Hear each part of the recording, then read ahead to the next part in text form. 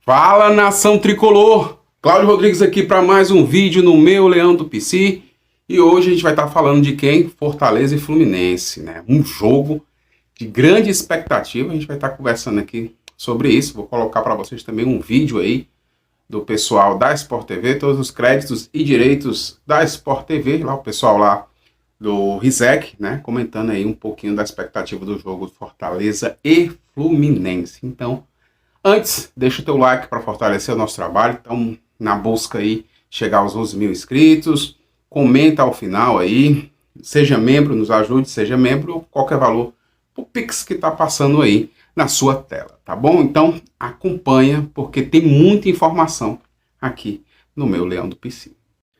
É isso aí, senhores, né? Fortaleza e Fluminense amanhã no Castelão. O público vai lotar o Castelão para pressionar o Fluminense, que tem um futebol mais elogiado, né, no Brasil, é o Fluminense. Um dos candidatos ao título brasileiro, se fala do Fluminense, né? E é uma equipe forte, né?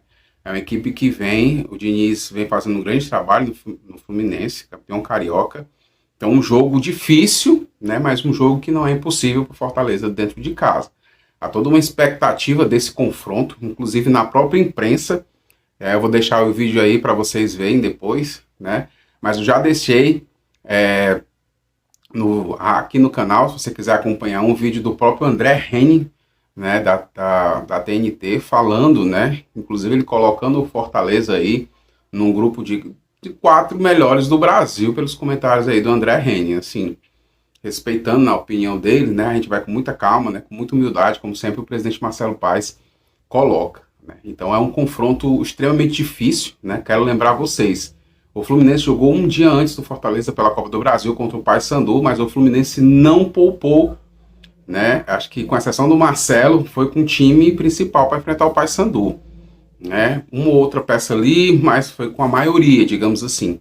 O Fortaleza não, o Fortaleza poupou no jogo contra o Águia de Marabá, então a expectativa é muito grande. O que é que eu espero? Eu espero que, como o Vojvoda poupou Bruno Pacheco e Tinga, né, eles vão ser muito exigidos, né, um jogo muito de marcação, né, já que o time do Diniz é um time muito rápido, então Fortaleza vai precisar de Bruno Pacheco, Tinga, e eu espero que ele coloque ali Lucas Sacha também no meio de campo, junto com Caio Alexandre e Pochettino ali. Então, vai ser duro o jogo contra o Fluminense, mas nada impossível do Fortaleza ter um bom resultado. Fortaleza é uma equipe que vem a 7 jogos, né, sem perder. Então, aliás, há 8 jogos, né, sem perder, são 2 empates e 6 vitórias, salvo engano. Acho que o Fluminense é que tem 7 vitórias seguidas. Então, assim, vai ser um jogo muito difícil. Mas acredito na minha equipe, acredito que o Fortaleza pode ter um bom resultado dentro de casa, com o apoio da torcida empurrando, né, e existe também aí por parte da toda a imprensa, toda uma expectativa em relação a esse jogo. Aí, gente, há uma expectativa de que o Fortaleza consiga, sim, fazer um bom jogo, já que o pessoal está descansado. Então, é esperar que o Fortaleza consiga os 3 pontos, que são extremamente importantes dentro de casa. O Fortaleza hoje na tabela é o 3º colocado, só atrás de Fluminense e Botafogo. Eu tenho certeza que podemos, sim, trazer um bom resultado, tá certo? Vou deixar para vocês aí os comentários do pessoal do Pedrinho, André Rizek, Ana Thaís, falando um pouco de Fortaleza e Fluminense, tá bom? Todos os direitos da Sport TV. Um abraço, tudo de bom.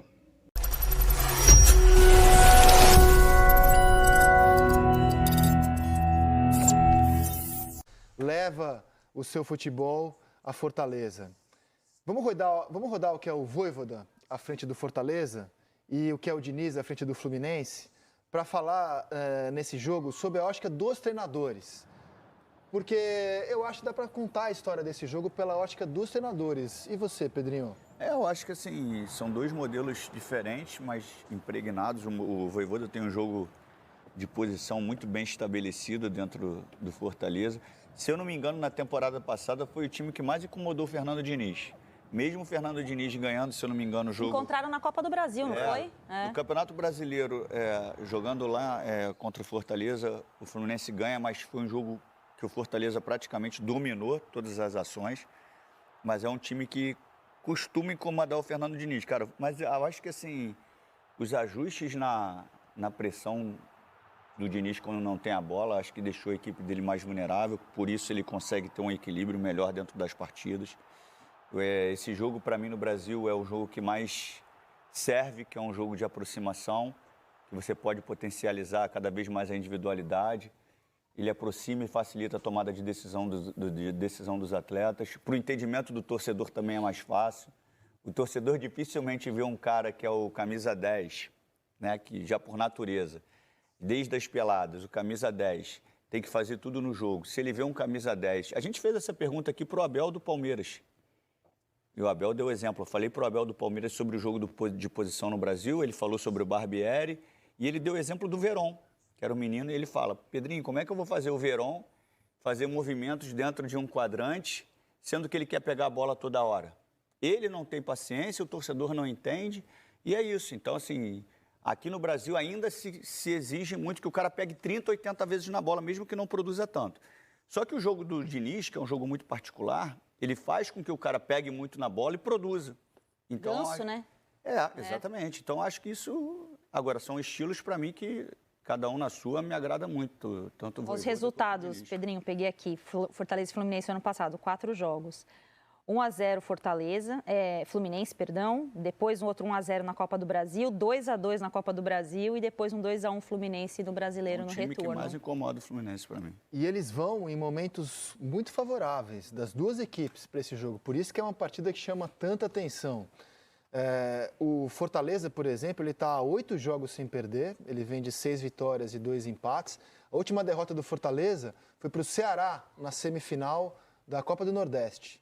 De lá para cá, amigo, vitória sobre o rival no Campeonato Cearense, 4-0 na Sul-Americana sobre o Palestino, o empate na final que levou o título ao Fortaleza contra o Ceará, 6-1 na Copa do Brasil contra o Águia de Marabá, jogo da ida, empate com o Inter, vitória, esse um resultado extraordinário, derrotar o São Lourenço na Argentina 2-0, derrotou o Curitiba 3-0 e o jogo da volta contra o Águia de Marabá. A sequência do Fluminense, ela impressiona um pouco mais porque ela tem adversários mais pesados, né?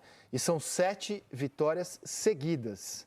O Fluminense derrota o Sporting Cristal fora de casa na Libertadores, goleia o Flamengo na final do estadual, 3-0 no Paysandu, jogo da ida, 3-0 no América, estreia do Campeonato Brasileiro no Independência, depois 1-0 contra o The Strongest no Maracanã, aí 2-0 contra o Atlético Paranaense, numa grande exibição no último sábado no Maracanã, e a goleada em Belém, o 3-0 contra o Paysandu. A última derrota do Fluminense é para o Flamengo, no jogo da ida da final do Estadual do Rio de Janeiro. Olha a sequência do Fluminense, cara, que coisa extraordinária. E sobre a sequência que a gente viu anterior do Fortaleza, é interessante porque é uma sequência onde o Fortaleza vem rodando bastante o elenco. E por que é interessante? Porque na temporada passada, o Fortaleza sofreu muito com a quantidade de competições que disputava. Tanto é que a campanha do Campeonato Brasileiro acabou sendo histórica porque terminou o primeiro turno na lanterna e pela primeira vez um time que terminou na lanterna no primeiro turno não foi rebaixado na competição. Bem lembrado. Não só não foi rebaixado, como ainda se classificou para a Libertadores. Então, para essa temporada, o Fortaleza ainda assim, com uma quantidade muito grande de jogos, eu fiz o jogo contra o Águia agora pela Copa do Brasil, Fortaleza é o time da Série A do Campeonato Brasileiro que mais disputou jogos esse ano. Se eu não me engano, são 29 jogos e a gente nem terminou abril ainda. Então, uma quantidade muito grande de jogos. Os deslocamentos, né? Exatamente. Viagem, né? Só que para essa temporada o Fortaleza conseguiu trazer jogadores, conseguiu rechear o seu elenco. É um elenco com mais opções para o Vojvoda, para ele conseguir girar o time nas competições e não perder tanta qualidade, que foi o que o Fortaleza acabou sofrendo na temporada passada. A vitória contra o Curitiba por 3-0 no Campeonato Brasileiro, fora de casa. O Fortaleza nunca tinha vencido uma equipe do Paraná jogando na Série A do Campeonato Brasileiro, no recorte dos pontos corridos.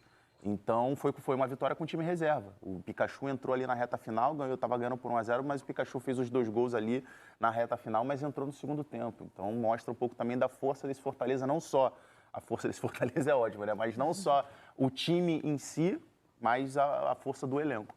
A última notícia publicada no GE, na página do Corinthians, com relação à busca por treinador, é a seguinte. O Corinthians, Vojvoda, Mano Menezes, o Corinthians cogita buscar um técnico que esteja empregado. Essa é a última notícia que foi publicada. Já há uma resposta que a gente exibiu aqui e exibiremos de novo para o intervalo. O presidente do Fortaleza, Marcelo Paz, responde a essa manchete desse jeito e o Seleção volta já. Não vai não!